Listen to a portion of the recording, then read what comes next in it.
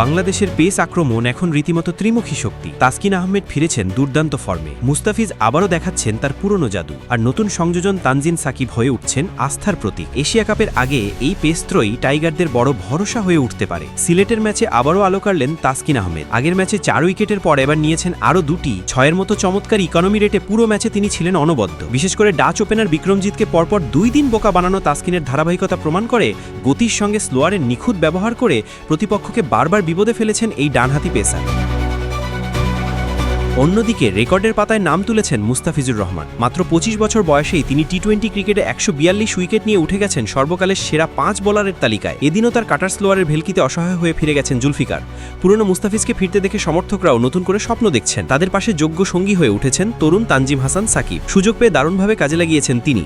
শারিজা আহমেদকে ফেরানো slow bouncer হোক কিংবা ধারাবাহিক লাইন লেংথ, সবখানি নজর কাটছেন। মাত্র 5.3 ইকোনমি রেটে 3 ওভার বল করে দলকে চাপে রেখেছেন প্রতিপক্ষকে। ব্যাট হাতেও বাড়তি অবদান রাখতে পারেন বলে তাকে দলের জন্য ডাবল অ্যাসেট বলা যায়। সব মিলিয়ে এই মুহূর্তে বাংলাদেশ পেস আক্রমণই দলের সবচেয়ে কার্যকর অস্ত্র। তাসকিনের গতি, মুস্তাফিজের জাদু আর সাকিবের তরুণ উদ্যম, 3 জন মিলে তৈরি করছেন নতুন আস্থা। তবে এশিয়া কাপে ভারত, শ্রীলঙ্কা কিংবা আফগানিস্তানের মতো শক্তিশালী ব্যাটিং লাইনআপের সামনে তাদের আসল পরীক্ষা অপেক্ষা করছে। বাংলাদেশের ব্যাটিং যদি প্রয়োজনীয় সাপোর্ট দিতে পারে, তবে এই পেসত্রয়ী যে কোনো ম্যাচে টাইগারদের জয়ের নায়ক হয়ে উঠতে পারে।